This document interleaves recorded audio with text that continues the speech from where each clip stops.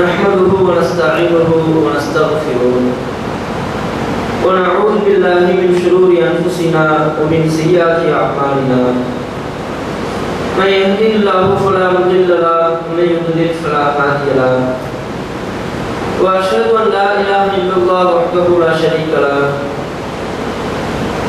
وأشهد أن محمدا عبده ورسوله أما بعد فقد قال الله تعالى في القرآن العظيم يا أيها الناس اتقوا ربكم الذي خلقكم من نفس واحدة وخلق منها زوجها وبث منهما رجالا كثيرا ونساء واتقوا الله الذي تساءلون به والأرحام إن الله كان عليكم رقيبا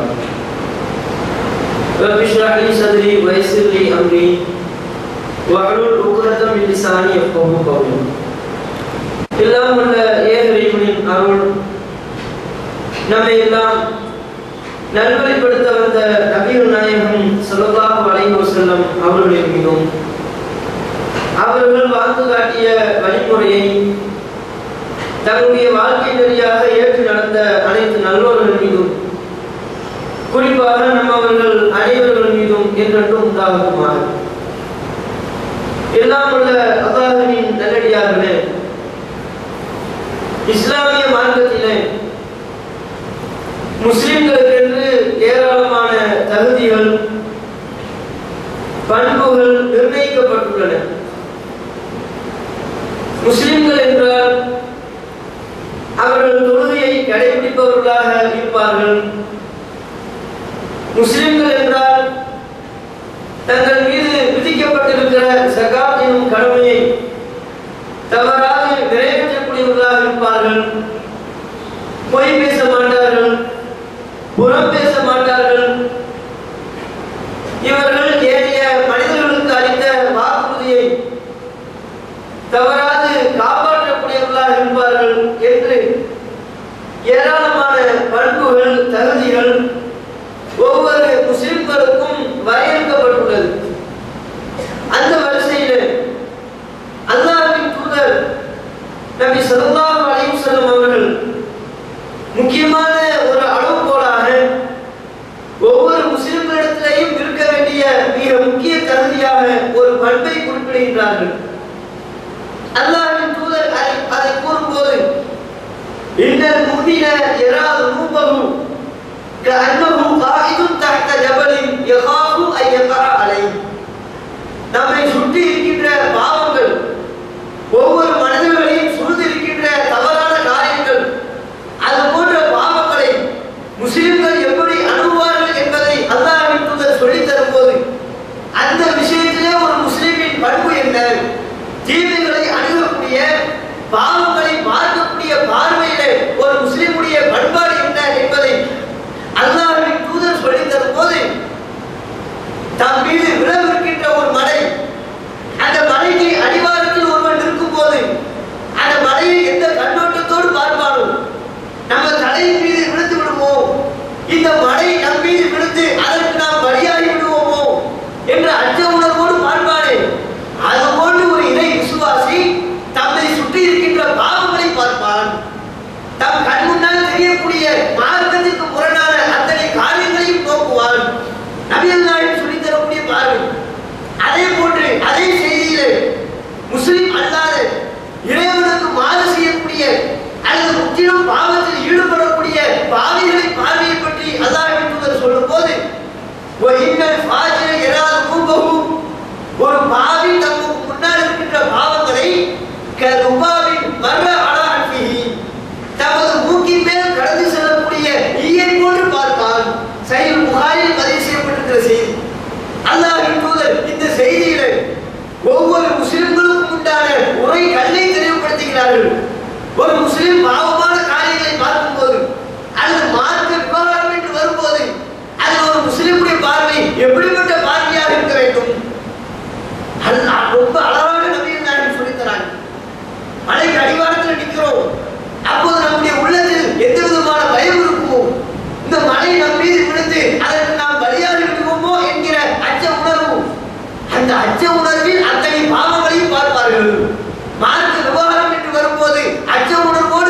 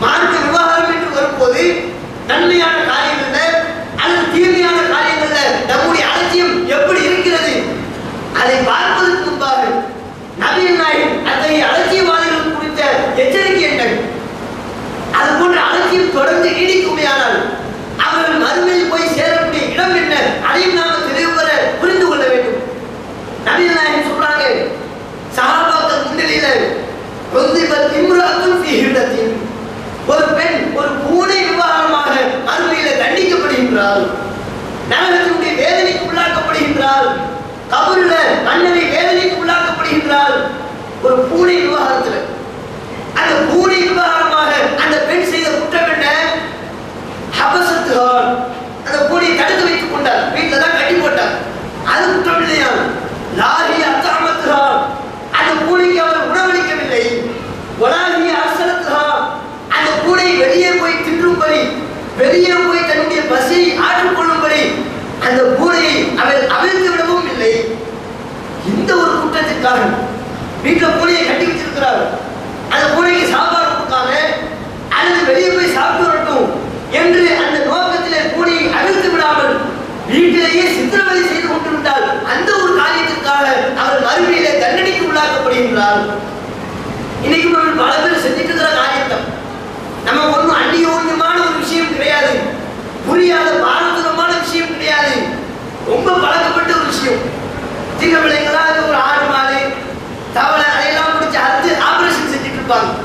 அந்த மாதிரி அந்த பொம்பளை என்ன செஞ்சிருக்கிறாரு? பூனையை வீட்டில் கட்டி வச்சுக்கிட்டு அதற்குரிய பசிக்கான தேவையை அளிக்காமல் அல்லது வெளியே போய் சாப்பிட வேண்டும் என்று அதை அவிழ்த்தும் விடாமல் வீட்டிற்குள்ளவே சித்திரவதை செய்து கொண்டிருந்தால் அதற்காக அவனுக்கு ஒரு தண்டனை அளிக்கப்படுது. அதை ஒரு சின்ன பாவம் நினைச்சேன். இதெல்லாம் ஒரு பூனைக்கு நல்லா கண்டிக்கவா போறான்? பூனையை கட்டி வச்சதுக்கு நல்லா குற்றம் பிடிக்க போறானா? அதுக்கு சாப்பாடு கொடுக்காத காரணத்தினால நம்ம நரகத்தில் போட்டுருவானா என்று அலட்சியம் கொண்ட காரணத்தினால் அந்த பெண்ணை நரைகள் போட்டு வாட்டி வதைக்கின்றான் என்று நபிகள் நாயகம் சொல்கிறார். இந்த செய்தி நமக்கு சொல்லக்கூடிய தகவல் என்ன? மார்க்க விஷயத்துல நமக்கு அலட்சியம் வருமையானால் அது பேர் ஆபத்தில் போய் முடியும். நம்முடைய மறுமை வாழ்க்கையை நாசமாக்கிவிடும். அல்லாஹ்வுடைய திருப்தியிலிருந்து நம்மை தூரப்படுத்தி அவருடைய கோப பார்வைக்கு நம்மை ஆளாக்கிவிடும். அது தெளிவா சொல்லுதா இல்லையா? இன்னும் நபிகள் நாயகம் சஹாபாக்களுக்கு நன்கு புரிகின்ற விதத்தில் சொல்றாங்க. எந்த நன்மையாகட்டும், மார்க்கத்தில் உள்ள எந்த நன்மை மற்றும் தீமையான காரியங்களாக இருந்தாலும் அதில் அலட்சிய பார்வை கூடாது. ரொம்ப தெளிவாக கூடிய விதத்தில் நபிகள் நாயகம் கபரை கடந்து போறாங்க.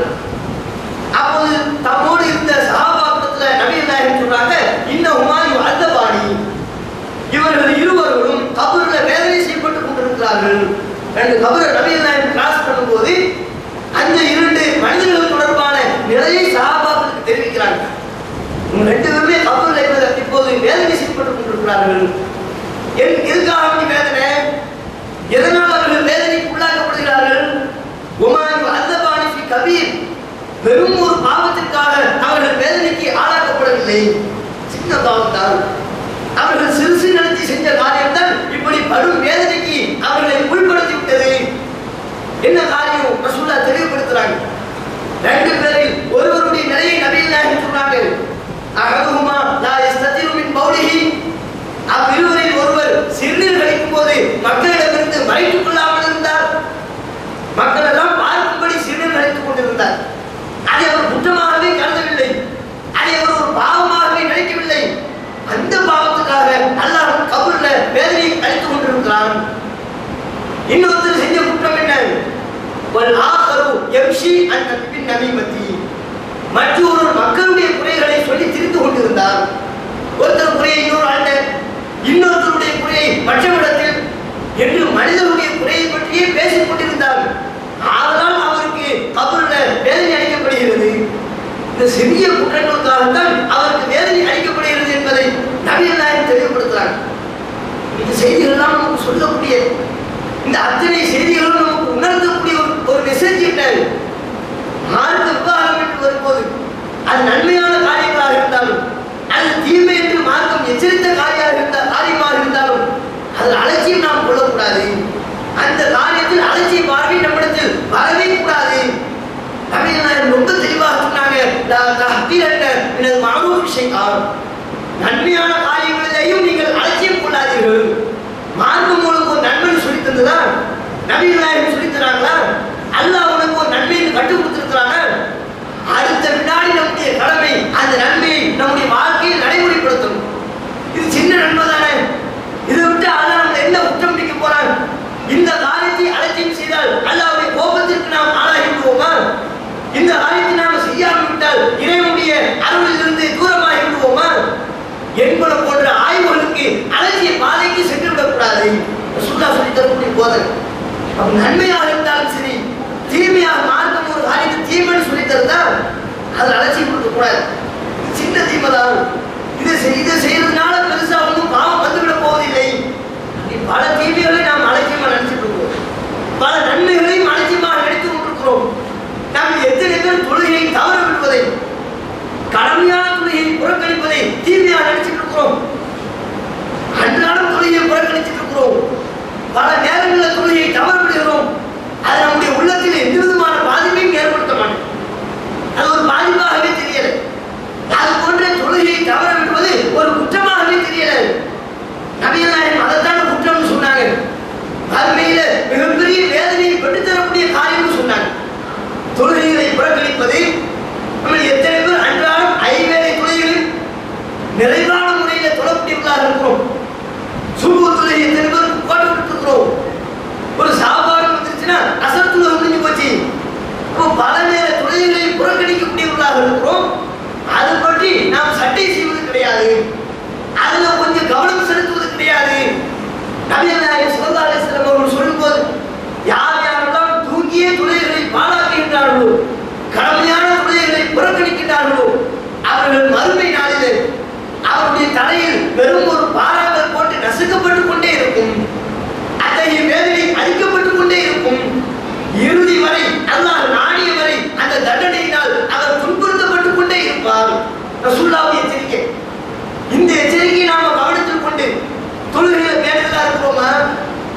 தொழுகை உட்பட ஏராளமான நன்மையான காரியங்களில், அல்லது மார்க்கம் நமக்கு எச்சரிக்கை செய்த பல தீமையான காரியங்களில் ரொம்ப அலட்சியமா, இது செஞ்சா என்ன ஆக போகுது, இதை செய்யாம விட்டாதான் என்ன குற்றமாயிர போகுது, இதற்காகலாம் அல்லாஹ் நம்மளை தண்டித்து விட மாட்டான் என்று அசட்டியோடு இருக்கக்கூடியவர்களாக மாறும். சஹாபாக்கள் எவ்வளவு பேணுதலாக இருந்தாங்க. ஒரு நபி தோழர் கூறும்போது, அவர் காலத்தில் வாழ்ந்த ஏனைய மக்களிடத்தில் கூறுகின்றார், அவர்களும் இது போன்ற அலட்சிய பாதையிலே சென்று கொண்டிருந்தார்கள்.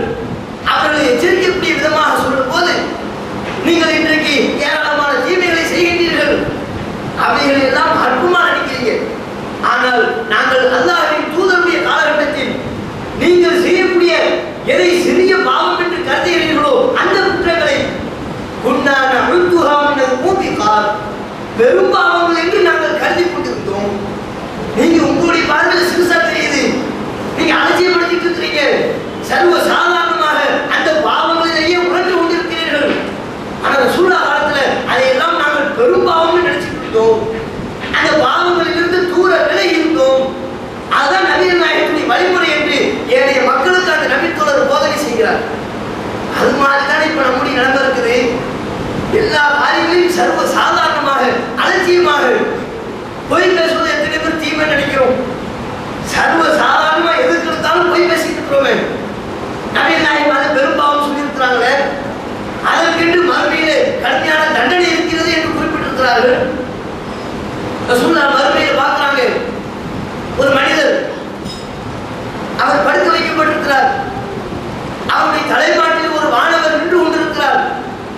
அந்த வானவருடைய கையில இரும்பாலான ஒரு கொக்கி இருக்குது. அந்த கொக்கியால் படுக்க வைக்கப்பட்டிருந்த அந்த மனிதனுடைய தலைப்பகுதிக்கு போறார். தலைப்பகுதிக்கு போய் ஒரு கண்ணில் அந்த கொக்கியை விட்டு அதை கிழிக்கிறார். மூக்கின் ஒரு துவாரத்தில் அந்த கொக்கியை போட்டு அதையும் நகையோடு சதையோடு சேர்த்து கிழிக்கிறார். வாயின் ஒரு ஓரத்தில் போட்டு அதையும் கிழிக்கிறார். இப்படி ஒரு புறம் கிழித்து முடித்ததற்கு பிறகு அந்த கொக்கியை எடுத்துக்கொண்டு மறுபுறத்துக்கு வருகிறார். வலது புறம் எப்படி செஞ்சார்னா அது இடது புறத்துக்கு வராது. இடது புறத்திலையும் அதே மாதிரி அவருடைய ஒரு கண்ணை பிடரி வரை இழுக்கிறாரு, இன்னொரு பக்கம் மூக்கு துவாரத்தை பிடரி வரை இழுக்கிறார். இப்படியே வேதனை செஞ்சுக்கிட்டே இருக்கிறார். இடது பக்கம் அவர் துன்புறுத்தும் போது வலது பக்க சரியாயிடும், சீர்பெற்று விடுகிறது. அவர் உடனே வலது பக்கத்துக்கு வரார். வலது பக்கத்தை மறுபடியும் கிழிக்கும் போது இடது பக்கம் சரியாயிடுது. அவர் உடனே இடது பக்கத்துக்கு வரார். இப்படியே மாற்றி மாற்றி அந்த வேதனையை அவர் அழைத்துக் கொண்டே இருக்கிறார். நபிகள் நாயகம் பார்க்கிறாங்க. தம்மை அழைத்து சென்ற வானவரிடத்துல நபிகள் நாயகம் கேட்கிறாங்க, சுப்ஹானல்லாஹ், அல்லாஹ் தூயவன், மா ஹாதா ரஜுல், யார் இந்த மனிதர், எதற்காக இப்படி கடுமையான தண்டனை அளிக்கப்படுகிறது, எதற்காக இவ்வளவு கொடுமையான ஒரு வேதனை, முகத்தை செலுத்திக்கிட்டே இருக்கணும், நீங்க பாத்தீங்களே, ஒருத்தனை படுக்க வச்சு அவனுடைய முகத்தை சதையை அப்படி கிழித்து கொண்டிருந்தோமே, அவன் வேற யாரும் கிடையாது. இன்னொரு ரஜுலுன் யகுதுமி பைத்திஹி ஃபயக்திபுல் கிதபா ஹத்தா தப்லுகுல் ஆஃபா. வீட்டை விட்டு வெளியே போனான்னு சொன்னால் பொய் பேசுவான். எல்லா திசையும் இவனுடைய பொய் பரவக்கூடிய அளவிற்கு பொய்யே மூலதனமாக கொண்டிருப்பான். பொய் பேசுவதற்கு அளிக்கப்படக்கூடிய தண்டனை, அவருடைய முகம் சிதைக்கப்படும் என்று, கண்கள் சிதைக்கப்படும் என்று, வாய் சிதைக்கப்படும் என்று அல்லாஹ்வின் தூதர் எச்சரிக்கை செய்கிறார்கள். அப்படிப்பட்ட பாவத்தை நாம யாரும் பாவம் நினைக்கிறோம்? ரெடிமேட்டா முடி நாக்கில் ஒரு பொய் இருக்கும், எப்பவுமே இருந்துட்டே இருக்கும். நேற்று ஏப்பா பயானுக்கு வரல, அதுவும் அது ஒரு பெரிய வேலையா போச்சு. இவர் அழுது யாருமே கேட்க மாட்டாங்க. இவரே வெளியே போய் சொல்றாரு, நேற்று நான் ஏன் பயானுக்கு வரலன்னா அது ஒரு பயான். இவர் பயானுக்கு வரல என்பதை காரணம் விளக்கும் போது அது ஒரு 1/4 மணி நேரம் பயான் ஓடிட்டு இருக்கும், குர்ஆன் வகுப்பு ஓடிட்டு இருக்கும். அது எப்படி சர்வ சாதாரணமாக எல்லாருமே அனைத்து நபர்களும் பொய்யை சர்வ சாதாரணமாக தான் நினைக்கும். ரெடிமேட்டாக ஆண்களும் சரி பெண்களும் சரி ரெடிமேட்டாக எப்போதுமே நம்முடைய நுனி நாவில் பொய்களை வைத்திருக்கிறோம். அது ஒரு பாவமா தெரியுதா? பொய் பேசிக்கிட்டே இருக்கிறோமே, அது ஒரு குற்றமான நம்முடைய உள்ளத்தில் ஊத்துதா? இது மாதிரி எண்ணற்ற பாவங்களை தொழுகையை விடுறோம், தொலைக்காட்சியில் மூழ்கிறோம், ஆபாசமான காட்சிகளை அனுதினமும் பார்க்கிறோம். அதெல்லாம் குற்றமா தெரியுதா? எல்லாத்துக்கும் ரசூலுல்லாஹ்வுடைய அந்த உரைகளை நீங்க பொருத்தி பாருங்க. முஸ்லிம் சொன்னா பாவம் அங்கே தெரிகிறதா, இங்கே தடை தெரிவிக்க ஓடுவான். அதை பயந்து கொண்டே பார்ப்பான். அந்த பாவத்தில் விழுந்து விடக்கூடாது என்கிற அச்ச உணர்வு ஒரு முஸ்லிம் இடத்துல எப்போதும் இருந்து கொண்டே இருக்கும். சஹாபாக்களை பார்க்கிறோம். ஹன்ஸலாங்கிற ஒரு நபித்தோழர், நபி நாயகம் ஸல்லல்லாஹு அலைஹி வஸல்லம் உங்க பள்ளிவாசல்ல உட்கார்ந்து சஹாபாக்களுக்கு போதனை செய்கிறார்கள். போதனை முடித்து எல்லா சஹாபாக்களும் அவங்களுடைய வீட்டுக்கு போறாங்க. வீட்டுக்கு போகும்போது என்ன நடக்குது? அப்ப ஹன்ஸலாங்கிற ஒரு நபித்தோழர் அவர் ஃபீல் பண்றார், ரசூலுல்லாஹ்வோடு இருக்கும்போது, நபிகள் நாயகத்துடைய சபையில் இருக்கும்போது இறையச்சம் அப்படியே அதிகரிக்குது.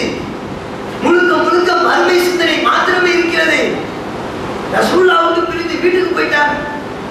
மனைவி மக்களோடு கொஞ்சம் பேசிட்டு இருக்கிறோம், குழந்தைகளுக்கு கொஞ்சம் முத்தமிடுகிறோம், அவர்களோடு சிரித்து விளையாடுகிறோம். இது மறுமை வாழ்க்கைக்கு மாற்றமா இருக்குது. அதை ஒரு பாவமா நினைக்கிறார். அதை பாவமாக நினைத்துக் கொண்டு தெருவோரங்களில் சொல்லிக்கொண்டே திரிகிறார், நாபக ஹன்ஸலா. இந்த ஹன்ஸலா அழிந்தே விட்டான், இந்த ஹன்ஸலா மோசமாகி விட்டான், முனாஃபிக்காகி விட்டான் என்று தன்னை தானே படித்துக் கொண்டே செல்கிறார். அபூபக்கர் கூப்பிடுறார், என்ன ஹன்ஸலா இப்படியே உங்களை சொல்லிட்டு போறீங்க? நீங்க உங்களை முனாஃபிக்னு சொல்றீங்க, நீங்க உங்களை நீங்களே அழித்துக் கொண்டதாக கூறுகிறீர்கள், என்ன காரணம்னு அபூபக்கர் ரலியல்லாஹு அன்ஹு அவங்க காரணம் கேட்கிறாங்க. ஹன்ஸலா விலைக்கு சொல்றாரு, வேற ஒன்றும் இல்லை அபூபக்கர், நம்ம ரசூலுல்லாஹ்வோடு இருக்கிறோம், அல்லாஹ்வின் தூதரோடு இருக்கும்போது என்னுடைய உள்ளத்தில் இறையச்சம் அதிகரிக்குது. வீட்டுக்கு போயிட்டா குழந்தைகளோடு பேசி சிரிச்சுட்டு இருக்கிறோம், மனைவி மக்களோடு பேசி சிரித்து கொண்டு இருக்கிறோம். இது நம்முடைய மறுமை வாழ்க்கைக்கு மாற்றமானது இல்லையா? இது என்னுடைய உள்ளத்தில் உறுத்தலாக தெரிகிறது, அதனாலதான் இப்படி சொல்றேன் என்று அவர் கூறுகிறார். ஹன்ஸலா விளக்கம் கொடுக்கிறார். அதுக்கு அபூபக்கர் விளக்கம் சொல்லணும்ல, அவரும் அவரோடு சேர்ந்துக்கிட்டு, ஹன்ஸலா நீ சொன்ன மாதிரிதான் எனக்கு இருக்குது, நீ எப்படி ஃபீல் பண்ணுகிறாயோ, நீ எந்த விஷயத்தை பயப்படுறியோ அதே பயம் எனக்கும் இப்போ வந்துருச்சு, நம்ம ரசூலுல்லாஹ்வையே போய் விளக்கம் கேட்போம். இருவரும் சேர்ந்து அல்லாஹ்வின் தூதரிடத்தில் விளக்கம் கோருவதற்காக செல்கிறார்கள். நபி நாயகம் ஹன்ஸலா சொல்றாங்க, அல்லாஹ்வின் தூதரே, உங்களோடு இருக்கும்போது ஒரு மாதிரியா இருக்குது, வீட்டுக்கு போயிட்டா அந்த எண்ணம் சுத்தமா இல்லவே இல்லை, மறுமை வாழ்க்கைக்கு மாற்றமான பாதையில் போவது போல எனக்கு தெரிகிறது. எதை சொல்றாரு? டிவி பார்க்கறதை சொல்லல, மற்ற பாவமான காரியங்களை பேசுவதை பற்றி சொல்லல, குழந்தைகள் கொஞ்சமா இல்லையா அது அவருக்கு பாவமா தெரியுது, மனைவி மக்களோடு வீட்டுக்கு போனா சிரிச்சு பேசுவோம் இல்லையா அது அவருக்கு பாவமா தெரியுது. அது அல்லாஹ்வின் தூதரத்துல சொல்லும்போது நபிகள் நாயகம் கண்டிக்கிறாங்க, யா ஹன்ஸலா சாஅத்தன், கொஞ்ச நேரம் அப்படி இருக்கும், கொஞ்ச நேரம் இப்படி இருக்கும், இதுதான் வாழ்க்கை.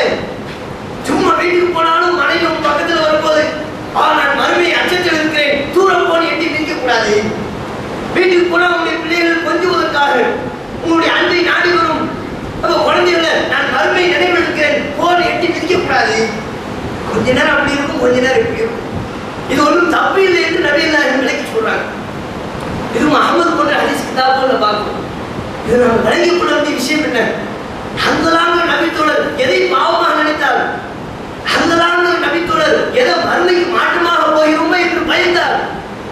குடும்பங்களோடு பேசுவதை பாவமா நினைச்சார். மனைவி மக்களோடு கொஞ்சம் பேசுவதை, சிரித்து விளையாடுவதை, பிள்ளைகளோடு கொஞ்சம் விளையாடுவதை, அதுவே மாற்றத்துக்கு மாற்றமா போயிட்டு இருக்கிறோமோ, அல்லாஹ்வுடைய திருப்திக்கு மாற்றமான பாதையை பயணிக்கின்றோமோ என்று அஞ்சக்கூடியவர்களாக இருந்தார். நம்ம அதையெல்லாம் பயப்பட வேண்டிய அவசியம் கிடையாது. மார்க்க விவாகரத்துல அந்த அச்சம் இருக்குதா? நன்மை தீமையான காரியங்களில் அல்லாஹ்வின் தூதர் சொன்ன அந்த அச்ச உணர்வோடு அணுகக்கூடியவர்களாக இருக்கிறோமா? ஏராளமான நன்மைகள் நமக்கு தெரியுது.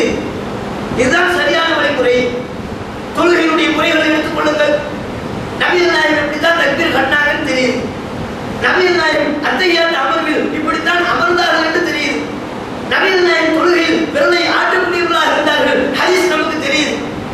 இது போன்று நபிகள் நாயகத்தை பற்றி ஒரு செய்தி தெரிந்தால் ஒரு முஸ்லிமுடைய செய்ய வேண்டிய கடமை என்ன?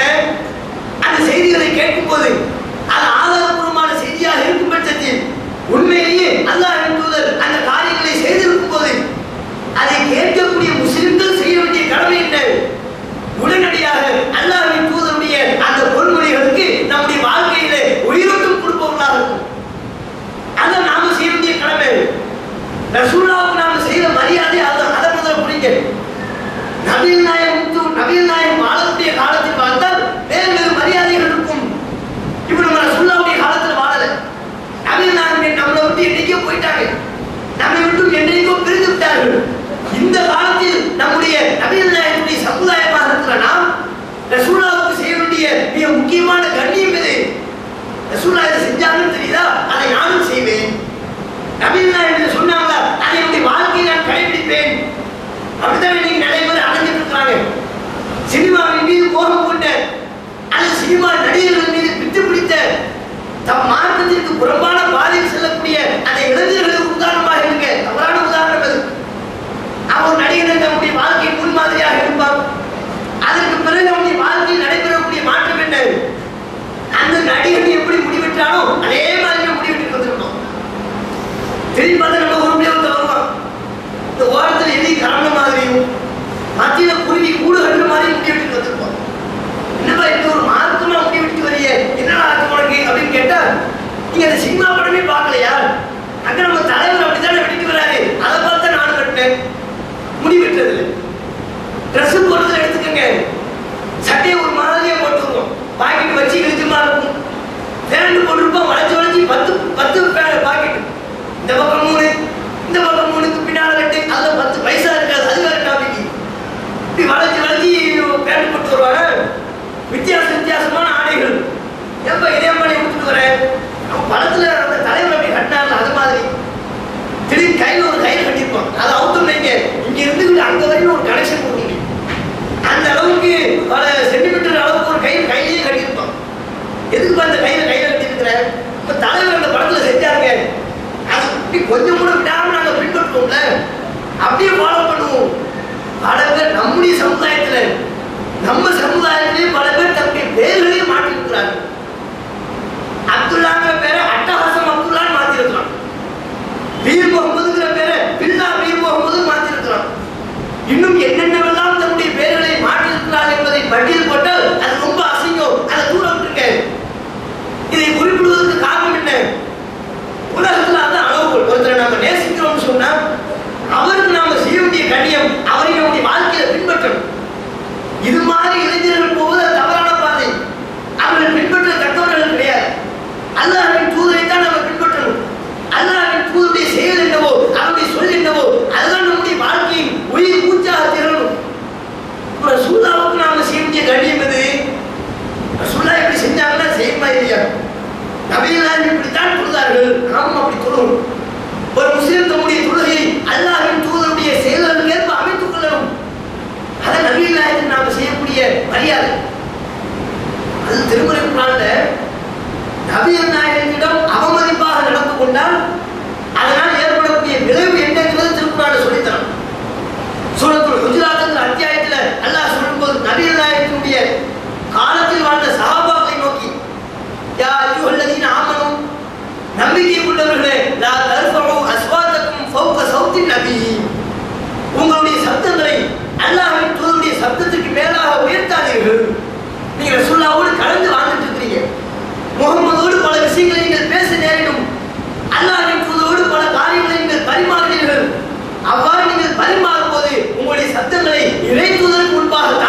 கொள்ளுங்கள்.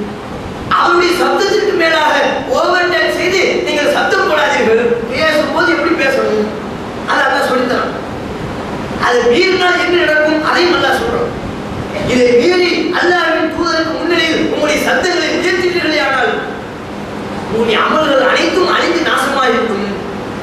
நீங்க செஞ்ச நல்லவர்கள் எல்லாம் பாழாகிவிடும். எப்போ ரசூலுல்லாஹ் வாழும்போது அவர்கள் முன்னால உங்களுடைய சத்தங்களை நீங்க உயர்த்தினால், ஏன் இறை தூதரை நீங்க அவமதிக்கிறீங்க. சத்தத்தை உயர்த்துவதை இறை தூதரை அவமதிப்பது என்று சொன்னால் நம்ம காலத்தில் ரசூலுல்லாஹ் இல்லை. நம்ம காலத்தில் இறை தூதரை எது அவமதிப்பது? ரசூலுல்லாஹ் ஒன்று செஞ்சாங்கன்னு தெளிவா தெரியுது. தெரிந்தும் அதற்கு மாற்றமான பாதையில் போவமையானால் நபிகள் இப்படித்தான் தொழுதார்கள் என்று தெரிகிறது. தெரிந்து கொண்டும் அதற்கு மாற்றமான முறையில் தொழுவமையானால் நாம் அல்லாஹ்வை திருப்திப்படுத்தவில்லை, இறை தூதரை அவமதிக்கின்ற குற்ற செயலை செய்கின்றோம். நம்முடைய நல்லவர்களை நாசப்படுத்தக்கூடிய காரியத்தை நாமே ஏற்படுத்திக் கொண்டோம். அது நமக்கு தேவையா? நபிகள் நாயகத்தை கண்ணியப்படுத்த விரும்புகின்ற அத்தனை முஸ்லிம்களும் நபிகள் நாயகம் இப்படித்தான் நடந்துட்டாங்களா, அது மாதிரி நான் செய்வேன். சஹாபாக்கள் தேவையில்லாத காரியங்கள் எல்லாம் அப்படி செஞ்சாங்க. இவ்வளவு வருகிற நபித்தோழர் எல்லாத்துக்குமே தெரியும். அவர் எந்த அளவுக்கு ரசூலுல்லாஹ்வை பின்பற்றுவதில் மோகம் கொண்டவராக இருந்தார்னு சொன்னா, திடீர் பயணத்துக்கு போவார், நம்முடைய வாகனத்தின் மீது ஏறுவார். ஒட்டகம் கழுதை அதான் ரசூலுல்லாஹ் அவங்க காலத்தில் வாகனம். அவங்க வாகனத்தில் ஏறி வானத்தை பார்ப்பார். இப்படி பார்த்துருக்கிறார். கூட இருந்து அவங்களுடைய சகாக்கள் கேட்பாங்க, இவ்வளவு முறை எதுக்கு இப்ப வானத்தை பார்த்தீங்க? வானத்தில் எதுவும் தெரிஞ்ச எப்போதும் காட்டுங்க அப்படிங்கிற அர்த்தத்தில் எதுக்கு நீங்க இப்ப வானத்தை பார்த்தீங்க? அதுக்கு இவ்வளவு முறை சொல்வாரு, அதெல்லாம் எனக்கு தெரியாது. நான் நபிகள் நாயகத்துக்கு கூட போனேன். ரசூலுல்லாஹ் வாகனத்தில் ஏறினாங்க, ஏறி வானத்தை பார்த்தார்கள். அது மாதிரி நானும் வாகனத்தில் ஏறி வானத்தை பார்த்தேன். இப்படி பின்பற்ற முடியாது. இப்படி பின்பற்றணுங்கிற அவசியம் கிடையாது. மார்க்க விவாகரத்தில் எதை ரசூலுல்லாஹ் சொன்னாங்களோ அதை பின்பற்றினாலே போதுமானது. இப்படி இன்னும் நிறைய திடீர்னு ஒரு பயணத்தில் போயிட்டு இருப்பாரு. இந்த இடத்துல போய் கொடுப்போம் அப்படின்னு சஹாபாக்கள் சேர்ந்து சொல்லும்போது, இவ்வளவுடைய சஹாபாக்கள் சேர்ந்து சொல்லும்போது, இல்ல அங்க வேண்டாம், நம்ம இங்க போய் கொடுப்போம் அப்படின்னு ஒரு இடத்த கொண்டு வருவார். எல்லாத்தையும் இங்க ஓய்வெடுத்து ரொம்ப சிரமப்பட்டு தம்முடைய ஆயுதத்தை ஒரு மரத்தினுடைய கிளையில தொங்க போடுவார். அப்ப அவருடைய சஹாபாக்கள் கேட்பாங்க, எதுக்கு அங்கெல்லாம் விட்டு இங்க வந்தீங்க? பக்கத்துல இருக்கிற இந்த கிளைகளெல்லாம் விட்டு தூரத்துல இருக்கிற அங்க போய் உங்களுடைய ஆயுதத்தை தொங்க போடுறீங்க. இல்ல ரசூலுல்லாஹ் நான் வந்தேன், நபிகள் நாயகம் இந்த மரத்திலேயே தான் ஓய்வெடுத்தார்கள், நபிகள் நாயகம் இந்த கிளையில தான் தன்னுடைய ஆயுதங்களை தொங்க போட்டார்கள், அதை நானும் செய்யணும்னு ஒரு திருப்தி என்று இவ்வளவு கூறக்கூடியவர்களாக இருந்திருக்கிறாங்க. இதை நாம் குறிப்பிடுவதற்கு காரணம் அப்படிதான் நம்ம பின்பற்றணுங்கிற அவசியம் கிடையாது. மார்க்கம் ரசூலுல்லாஹ் சொல்லி தந்தாங்களா இல்லையா? எதை பின்பற்றுவது அவசியம் என்று அல்லாஹ் நமக்கு உத்தரவு போட்டிருக்கிறார்களோ அதை நாம செய்ய வேண்டியது நம்முடைய கடமை. ஒரு சமயம் ஒரு நபித்தோழருக்கு விருந்தளிக்கப்படுது. அப்ப அவர் அந்த விருந்தில் வெங்காயத்தை மட்டும் புறக்கணிக்கிறார். வெங்காயம் அந்த விருந்தில் இருக்குது, அதை அவர் புறக்கணிக்கக்கூடியவராக இருக்கிறார். அதற்கான காரணத்தை சொல்லும் போது, நான் அல்லாஹ்வின் தூதருக்கு விருந்தளித்தேன், அதுல வெங்காயத்தையும் சேர்த்திருந்தேன், நபிகள் நாயகம் அவங்க சாப்பிட்டு திரும்பி வந்ததுல வெங்காயம் மட்டும் மிச்சம் இருந்துச்சு, மற்றதெல்லாம் ரசூலுல்லாஹ் சாப்பிட்டுருந்தாங்க. அப்போதே இருந்து கொண்டேன், அல்லாஹ்வின் தூதர் வெங்காயத்தை வெறுக்கின்றார்கள், இன்னி அக்ரஹுல் மஸ்ல, இனி நானும் வெங்காயத்தை வெறுப்பேன். நம்ம யாராவது அப்படி முடிவெடுப்போமா? வெங்காயம் இல்லாமல் பிரியாணி சாப்பாடா போனுங்க, எப்படிங்க வெங்காயத்தை வச்சா சரிப்பட்டு வருமா? முட்டையில் ஆம்லெட்ல வெங்காயம் போட்டாதான் டேஸ்ட், அதை போய் வெறுக்க சொல்றீங்களே. நான் உட்பட எல்லாத்தையும் அப்படித்தான் சொல்லுவோம். இதை குறிப்பிடுவதற்குண்டான காரணம் அது போன்ற விஷயங்களை பின்பற்ற வேண்டும் என்கிற அவசியம் இல்லை. நபிகள் நாயகம் எதுக்கு பின்பற்ற சொன்னாங்க? தொழுகைக்கு உத்தரவுட்டதா இல்லையா? சல்லூ கமா ரஅய்துமூனி உஸல்லி, என்னை எவ்வாறு தொழ கட்டினீர்களோ அவ்வாறு தான் நீங்கள் தொழ வேண்டும். எத்தனை பேர் நம்முடைய தொழுகை இதுல ரசூலுல்லாஹ்வுடைய தொழுகையான்னு சரி பார்க்கணும். தக்பீர் கட்டுறதுல சரி பார்க்கலாமா? இப்பவே எல்லாத்தையும் எழுந்து தக்பீர் கட்டுங்கன்னு சொன்னா ஆளாளுக்கு ஒரு விதத்துல தக்பீர் கட்டுவோம். ஒருத்தர் இப்படிங்குவார், ஒருத்தர் இப்படிங்குவார். இப்படிலாம் பல பேர்கள் தொழில இருக்கத்தான் செய்கிறார்கள். மறுக்க முடியாது. ருக்குல ரசூலுல்லாஹ்வுடைய முறையை கடைபிடிக்கிறோமா? அத்தையாத்து அமர்வுல சஜிதாவில் ரசூலுல்லாஹ் எப்படி சஜிதா செஞ்சாங்க? சஜிதாவின் போது இரு கால்களையும் சேர்த்து வைப்பார்கள். ரெண்டு காலும் சேர்த்து இருக்கும், விரல்கள் கிப்லாவின் திசையை நோக்கி மடக்கப்பட்டிருக்கும். இதையெல்லாம் நம்ம தொழுகையில கவனிக்கிறோமா? விரலை ஆட்டுவார்கள், ஹரிப்புஹா எதுஹா, தொழுகையில் விரல சீப்பவர்களாக இருந்திருக்கிறார்கள். அதை நம்ம தொழுகை தொழுதானுங்க வரலாற்றாம தொழுதா அல்லாஹ் என்ன தொழுகை ஏற்றுக்க மாட்டானா? ஏற்றுக்க மாட்டான். எப்போ நபிகள் நாயகம் இதைத்தான் செய்தார்கள் என்று தெரிந்து அதற்கு மாற்றமான முறையை தேர்வு செய்வோம் என்று சொன்னால் அந்த தொழுகை அல்லாஹ்வுக்கு தேவையில்லை. அல்லாஹ் எப்படி தொழ சொல்லியிருக்கிறானோ, அல்லாஹ்வின் தூதர் எப்படி தொழ சொல்லியிருக்கிறார்களோ, தொழுது காட்டியிருக்கிறார்களோ அந்த முறையை பின்பற்றுவதுதான் முஸ்லிமுடைய கடமையை தவிர அல்லாஹ்விற்கும் அல்லாஹ்வின் தூதருக்கும் மாற்றமான ஒரு முறையை கற்று அல்லது கண்டுபிடித்து அதை நாம் செய்வதோ, அதை பிற மக்களுக்கு மத்தியில் கற்றுக் கொடுப்பதோ அது இறைவனுடைய கோபத்திற்கும் நிரந்தர நரகத்திற்கும் தள்ளக்கூடிய ஒரு காரியம். மார்க்க விவகாரங்கள் அலட்சியம் இருக்கக்கூடாது. அந்த அலட்சியம் நம்மை நரக பாதைக்கு தள்ளிவிடும். அத்தகைய அலட்சியத்திலிருந்து நாம் அனைவரும் மீண்டு அல்லாஹ்வின் தூதருடைய சொல்லை நம்முடைய வேத வாக்காக எடுத்துக்கொண்டு அவர்கள் அத்தனையும் முடித்த அளவு நம்முடைய வாழ்க்கையில் நாம் செயல்படுத்த முனைவுமாக என்று கேட்டுக்கொண்டு என்னுடைய இந்த முதல் பள்ளிவாசலில் வைத்து தினமும் சிறுவர் சிறுமியர்களுக்கான குர்ஆன் பயிற்சி மக்தப் வகுப்பு நடைபெறுவதை நாம் அனைவரும் நன்கு அறிவோம். இந்த கோடைக்கால விடுமுறையின் அடிப்படையில் நம்முடைய பள்ளியில் நடைபெறக்கூடிய மக்தப் வகுப்பும் சில நாட்கள் விடுமுறை அளிக்கப்பட்டது. அந்த விடுமுறை இதோடு முடிந்து இன்ஷா அல்லாஹ் நாளைய தினத்திலிருந்து அந்த மக்தப் வகுப்புகள் ஆரம்பமாக இருக்கின்றன. இதை பெற்றோர்கள் கவனத்தில் கொண்டு தங்களுடைய பிள்ளைகளை தொடர்ந்து சரியான முறையில் குர்ஆனை மற்றும் மார்க்கத்தை கற்றுக்கொள்வதற்கான இந்த மக்தப் வகுப்பிலே கலந்து கொள்ள செய்ய வேண்டும்.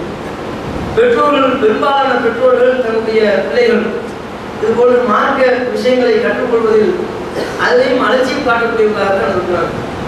இதையெல்லாம் நாம் நம்முடைய பிள்ளைகளுக்கு முக்கியத்துவப்படுத்தி சொல்லிக் கொடுக்கணும். குர்ஆனை கற்றுக்கொள்ளக்கூடிய விஷயத்தில், நபிகள் நாயகத்துடைய வாழ்க்கையை அறிந்து கொள்ளக்கூடிய விஷயத்தில். ஏனென்றால் சாத் என்ற ஒரு நபித்தோழர் அவர்களை பற்றி ஏனைய சஹாபாக்கள் சொல்றாங்க, கான சாது அல்லிமு பனிஹி, சாத் தாம் பிள்ளைக்கு இந்த துவாவை கற்றுக் கொடுத்து கொண்டிருந்தார். ஒரு துவா நம்ம எல்லாரும் அத்தையாத்து அமர்வில் ஓதக்கூடிய ஒரு துவாவை, அல்லாஹும்ம இன்னி அஊது பிக்க மின் அஸாபில் கப்ர் அப்படின்னு ஆரம்பிக்கல. அந்த துவாவை வார்த்தைக்கு வார்த்தை வரிக்கு வரி தம் பிள்ளைக்கு சொல்லிக் கொடுத்துருக்கிறார். எப்படி சொல்லிக் கொடுக்குறாரு? கமாயு அல்லிமுல் முஅல்லிமு அல் இல்மான கிதாபா. ஒரு ஆசிரியர் சின்னஞ்சிறிய மாணவர்களுக்கு எவ்வாறு எழுத கற்றுக் கொடுப்பாரு அது போன்று தாம் பிள்ளைக்கு இந்த துவாவை கற்றுக் கொடுத்து கொண்டிருந்தார். எழுத எப்படி கற்றுக் கொடுப்போம்? கையை பிடிச்சி அவனால் எழுத கற்றுக் கொடுப்போம்ல. அது மாதிரி சாத் என்ற நபித்தோழர் தம்முடைய பிள்ளைகளுக்கு இந்த துவாவை கற்றுக் கொடுத்து கொண்டிருந்தார். இதெல்லாம் சஹாபாவுடைய வழக்கமா இருந்துச்சு. பிள்ளைகளுக்கு மார்க்க அறிவுரைகளை வழங்குவதும், பிள்ளைகளுக்கு மார்க்கத்தினுடைய போதனைகளை பயிற்றுவிப்பதும், நபிகள் நாயகத்துடைய வழிமுறை எது என்பதை கற்றுக் கொடுப்பதும் ஒவ்வொரு பெற்றோர்கள் செய்யக்கூடிய கடமையாக ஒவ்வொரு சஹாபாக்களும் நிறைவான முறையில் செய்யக்கூடியவர்களாக இருந்தாங்க. நாம் அந்த விஷயத்துல சரியான முறையில் போதையை கவனம் செலுத்துவது கிடையாது. அதனால தான் இது போன்ற மக்தப் வகுப்புகள் ஒவ்வொரு ஊர்களிலும் நம்முடைய மர்கசுகளில் நடைபெறுது. அந்த மர்கசுகளின் வாயிலாக, மக்தப் வகுப்புகளின் வாயிலாக பிள்ளைகளுக்கு குர்ஆன் கற்றுக் கொடுப்பது, நபிகள் நாயகத்துடைய வழிமுறையை, தெளிவான நபி வழியை கற்றுக் கொடுப்பது, இதுல சரியான முறையில் நம்முடைய பிள்ளைகள் போகிறார்களா அதற்கு உந்துகோலாக பெற்றோர்கள் இருக்கணும். இதையும் நாம நம்முடைய கவனத்துல செலுத்த வேண்டும் என்று கேட்டுக்கொண்டு நாமும் நம்முடைய பிள்ளைகள் நபியுடைய அடிப்படையில் பயணம் செய்து மறுமையில வெற்றி பெறக்கூடிய நன்மக்களாக திகழ்வோமாக. வாக்குறுதாவான நடந்திருக்கிறார்.